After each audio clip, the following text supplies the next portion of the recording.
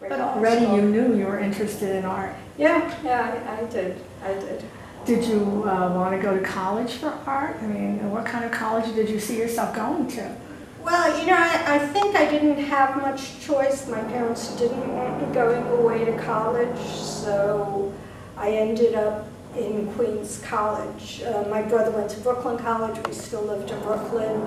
At the time of the city universities, that was the best. I didn't get into it. I got into Queens, so I went to Queens College. How did you know you weren't supposed to go away? Was that openly stated? Did you have any interest in going away? No, well, you know, I think part of that is the immigrant situation where, you know, you want your child to go to college but not too far from home. They couldn't direct me. They didn't have the information to direct me, and so I didn't have that information. I knew people were going away. You know, I went to a large high school that wasn't a particularly good academic high school, so I just didn't know. You know, I knew there were alternatives in one sense, but I didn't really know. And my friends as well, you know, a few of them went away to college, but I guess the people closest to me came from a similar economic, social background where you go to city college, it doesn't cost money. You know, and it wasn't only that it doesn't go on. No, I think part of it was, you know. You don't think they could have afforded it if you went somewhere else? No, I think they probably could have. I mean, probably could have the way any other middle class child goes to college. They definitely wanted you to stay at home. Yeah, I think they definitely and your brother wanted too? me to stay at home. I guess my brother too, though, you know, a year after, maybe 6 months, they were looking for a house in Queens. Both my uncles had moved to Queens, so they found a house in Queens, and my brother was going to Brooklyn College, so he found an apartment in Brooklyn with friends. And I was in Queens with my parents. What about your the younger child, your little brother? Did he live at home for college too? He did. Yeah, he went to Queens College as well. Were you able to find an art major at Queens College? Yeah, Queens College actually, and it was just by chance, had a great art department at the time. Did you know that when you were applying? I didn't. I didn't know that. I should know that, probably. So I did know in high school there were, you know, applying from junior high to high school, there was a specialized art school that I wanted to go to. I didn't visit it, I didn't know what it was, but I knew it existed. Right. Took the test, but I don't remember if I got in or didn't get in. I just knew I couldn't go there. So that was that. What was your question about? About knowing what was available in Queens College. I went to Queens College. It was, you know, in '68 when there was a lot of turmoil. When I look back at it now and I really realize what it was all about, it's kind of amazing to me. But so I went for a year and a half. I graduated high school early. You could do that in those days in January, so I was there for a year and a half. Not very happy there, you know, there were still requirements, whatever. So I decided to leave and go to an art school in Manhattan, a non-accredited art school in Manhattan, which was, of course, very tough and traumatic, I'm sure, for my parents, but, you know, I knew I was going to do that. And got whatever I needed, you know, financially to get in there. I think I worked summers, had some money, got a grant or work grant, so I was able to go. Was it a full-time school?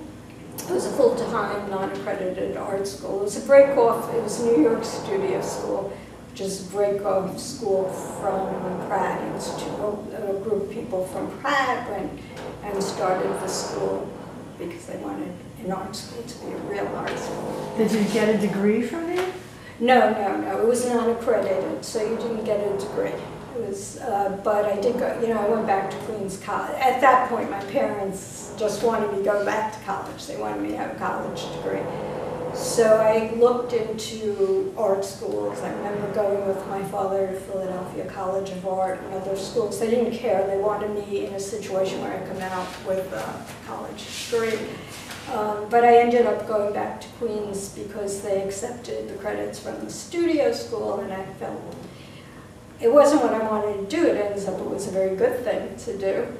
But at the time, I went back to Queens because in my mind it was the way I could most quickly get out of college. You know. When you were going into Manhattan to the studio school, were you living at home? Yes. Yes, so then you didn't have to move or anything. When you went back to Queens College, you were still... Right. So how long after you went back were you able to get the degree? So 2 years later, I got the degree. Have you gone on for any further?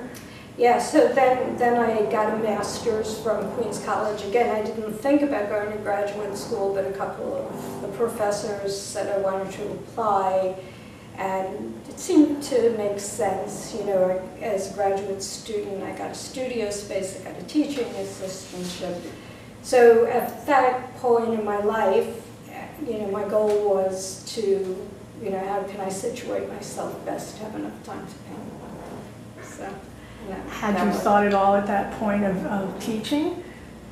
I never took ed credits, so I didn't. I mean, it was a wonderful time, the early 70s. You could find an apartment, work part-time, and make enough money to support yourself. So economically, you know, I didn't think ahead, you know, beyond that, and I was able to do that. So when did you move out of your home? In graduate school, yeah.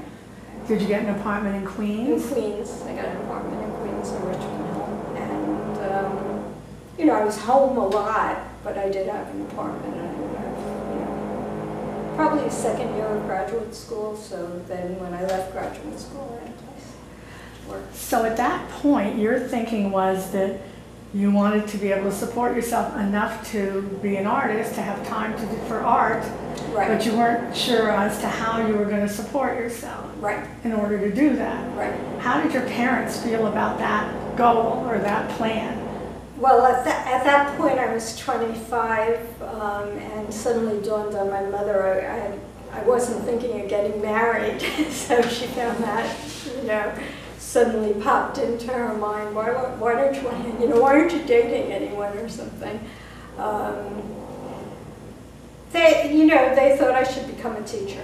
You know, not any lofty goals, become a teacher, you know, which I did, and which my mother was very right about, you know. She had thought that all along? All along. She said, that's a wonderful career for a woman, you should be a teacher. She was right. I didn't realize it at the time, but, you know, you'll teach. She thought it was important that I worked, that I was independent and had a job. I think at that point in her own life, she realized that, in fact, she could have done that. I mean, she's a bright person. She realized, so she definitely thought I should have a job, and being a teacher, you know, would allow me to have a family, work, and have time. What about your father? Did he have an opinion? Well, my father, you know, the mother-father roles, I guess, were... She was the spokesperson. She was the spokesperson, right. Who were your friends as you went through Queens College and the studio school and then graduate school? I guess people I was in school with. You know, when I started Queens, it was 2 women I was very close with in high school. We remained friends. They went to Hunter College, so for the first couple of years. Then when I went to the studio school, I actually still remained friends with one of these women. I was friendly. I was a pretty shy person, so I was friendly with people in school, you know, 1 or 2 who then became friends, actually lifelong friends from the studio school. So they were other artists? Right, but I thought they were much more hip, liberated, whatever, freer than I was. You know, I was very conscientious. So, you know, it's funny to, as an adult now, look back on that, because you realize how off your perceptions can be, but yeah. You mentioned you were a hippie type person. When did you feel that you started being more like a hippie? You know, you were a hippie then. Everyone. You didn't have to be. You could remain conscientious and a good little girl. I was a conscientious, good hippie. I mean, and I was always a good girl. I mean, I was always very respectful of my parents, which didn't mean doing everything they asked me to do, but I was always respectful of them. If anything, at that point, I was aware of what their life had been, and if there was any guilt involved, it would have been personal guilt of not wanting to make them suffer, whatever that meant. But you were a hippie. I mean, you were either conservative or you were a hippie. I mean, it wasn't that, you know, I did drugs and did terrible things, but you do, I think, what every high school, college student does, or high school, maybe not college, where you look like your peers because by looking like them, you think you're different. So you choose one or the other, and you know, I like that look better, I guess. It was more artsy. Well, you mentioned that you were 25 and unmarried, so that did cause your mother some discomfort. Oh, yes, or pain. yes. Yeah. And my brother as well. Right? He wasn't married either? Right. So did that make you feel guilty that you weren't the person that she wanted you to be, or would have been more comfortable with your being? No. I mean, I guess my core was that I wanted to be a painter. So the way I directed my life, and I think that's true, is to be a painter. How did they feel about that? That was your primary goal? My mother thought it was a nice hobby, and she couldn't understand why I was doing it. She couldn't see it as the most important part. It could be a hobby, all right. Right, but not the most important part. And my father thought if it made me happy, I should do it. If, you know, he didn't at least voice any other